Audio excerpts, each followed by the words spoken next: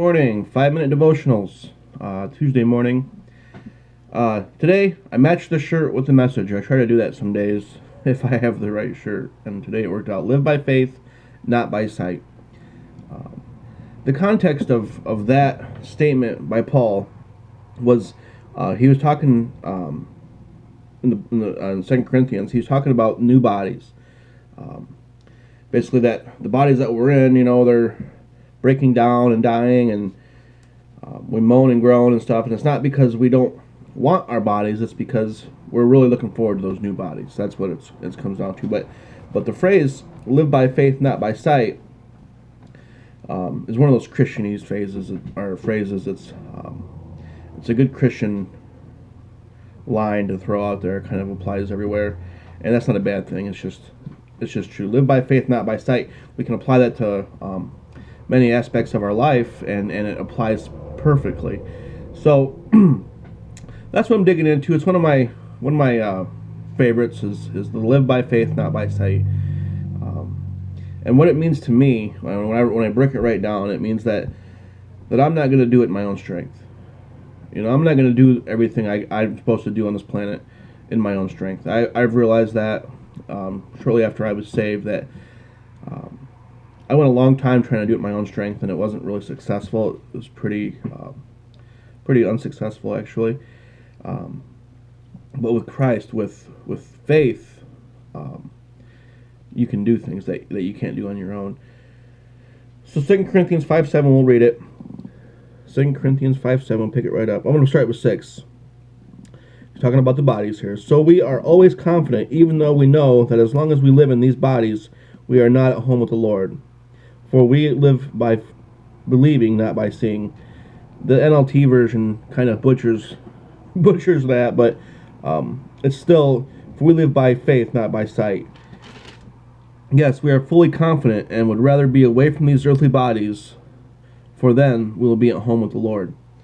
So, all things on this earth are going to pass away. We know that, bodies included.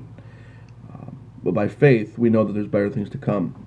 So you might say, what's faith? Give me a faith definition. Well, I've got that. It's right here in the Bible. Hebrews 11:1, the Faith Hall of Fame, starts out with the definition of faith. Faith is the confidence that what we hope for will actually happen. It gives us assurance about what we cannot see. Through their faith, these people of days of old earned a good reputation. So faith isn't just one of those, well, I sure hope so, I'm going to have some faith in this one. Faith is the confidence that what we hope for will actually happen. And you know what? Christ gave us that confidence when he died on the cross. He said, this is how far I'm willing to go for you. Have a little confidence in me. And that's what we're called to do. So it's the confidence. I've heard it called the assurance.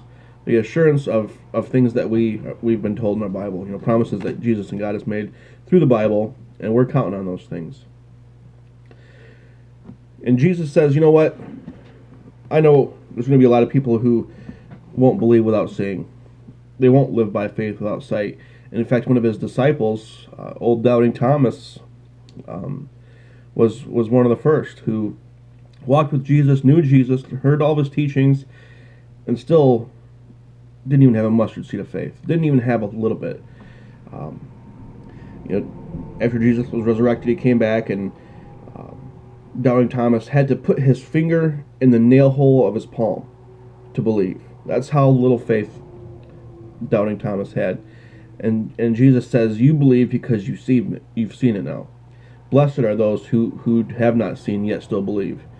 And this side of the cross, that's what we're living in, guys. We're living in that. Blessed are we who've never seen but yet believe. And that's what the encouragement is for today. Is we're not gonna have every answer this side of the cross. We're just not.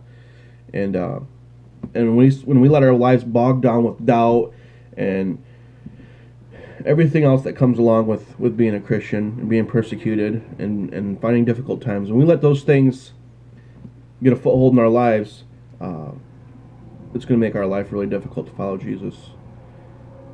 It's simple, guys. Live by faith, not by sight. I'm not going to know every answer, but you know what? I'm going to know who does, and I'm going to hang my hat on that. So, live by sight, live by faith, not by sight. And blessed are those who believe and have not seen. Tell somebody about Jesus today. Love somebody recklessly. If you have prayer requests, message me on Facebook. I'd love to lift those up. I'm still praying for the Stoffers and the Schwartzes, and we love you. Have a great day.